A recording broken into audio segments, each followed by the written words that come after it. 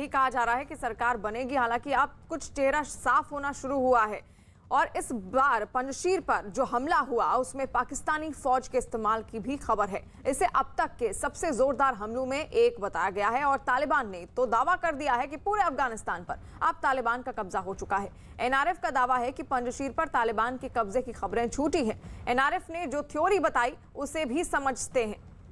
पंजशीर का नक्शा दिखाते हुए ये बताया गया कि पंजशीर में एक मुख्य सड़क है, ऐसी सड़क जो एक छोर से शुरू होती है और पंजशीर के दूसरे छोर पर खत्म होती है।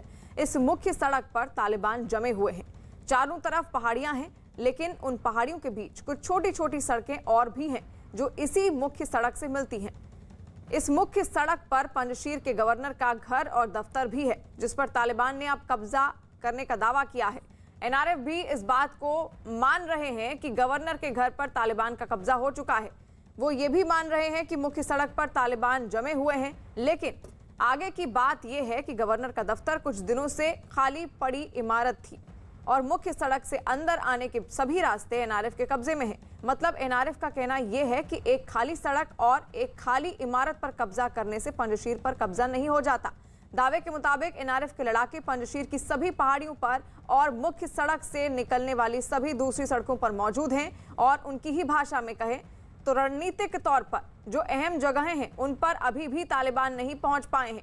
एनआरएफ ने तो ये भी कह दिया है कि सड़क पर इससे पहले कई बार अमेरिकी फौजें भी दाखिल हुई थी, लेकिन इसके आगे जब कुछ हाथ नहीं लगा तो उन्हें लौटना पड़ा था। अब किसका दावा सही है और किसका दावा गलत, ये साफ होना अभी बाकी है।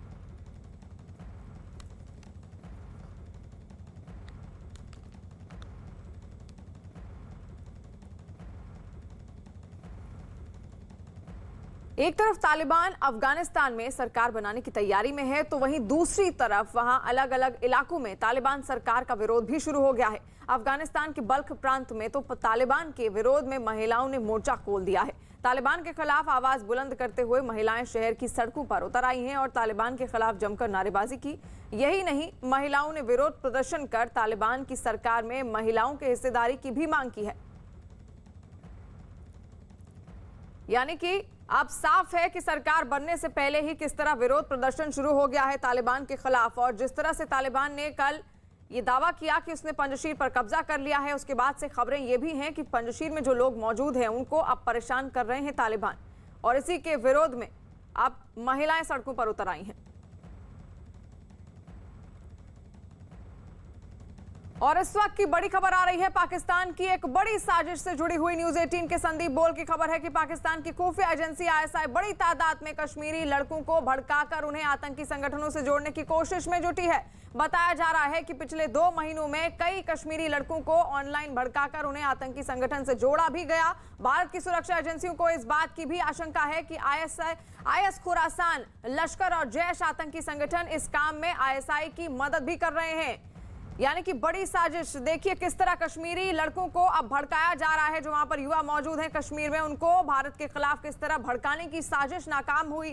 साजिश का यहाँ पर्दाफाश हुआ है आईएसआई का लगातार। जहां तालिबान में वो एक तरफ तालिबान की मदद कर रहा है, वहीं दूसरी तरफ यहाँ पर अब कश्मीर में जो लड़के हैं उनकी भी वो उनको भड़काने की कोशिश कर रहा है। संदीप बोल हमारे साथ लाइव जुड़ गए हैं। संदीप, और क्या जानकारी सामने आ रही है और कौन कौन आतंकी संगठन है जो इस साजिश में शामिल है? देखिए, अब लगातार आईएसआई जो है कोशिश में लगा हुआ है कि जम्मू कश्मीर में वो युवा जो कि जिनको जो पूरी तरीके से बरगला कर जो है आतंकी तंजीमों में शामिल किया जा सके, उसको लेकर ग्राउंड वर्क जो है वो काफ़ी दिनों से पहले ही चल रहा था। लेकिन जिस तरीके से तालिबान को सत्ता दिलाने के लिए आईएसआई और उनकी आर्मी पूरी तरीके से डिवोटेड हो चुकी थी, उसके चलते जो है इसमें बहुत ज़्यादा एक्टिविटी नज़र नहीं आ रही थी। लेकिन अब जो है जैसे ही वहाँ पर तालिबान को सत्ता सौंपने के बाद जो है अब आईएसआई की नज़र एक बार फिर से जम्मू कश्मीर में है, और यही वजह है कि लगातार वो वहाँ के लोगों को, वहाँ के युवाओं को जो है बरगलाने की कोशिश कर रहा है।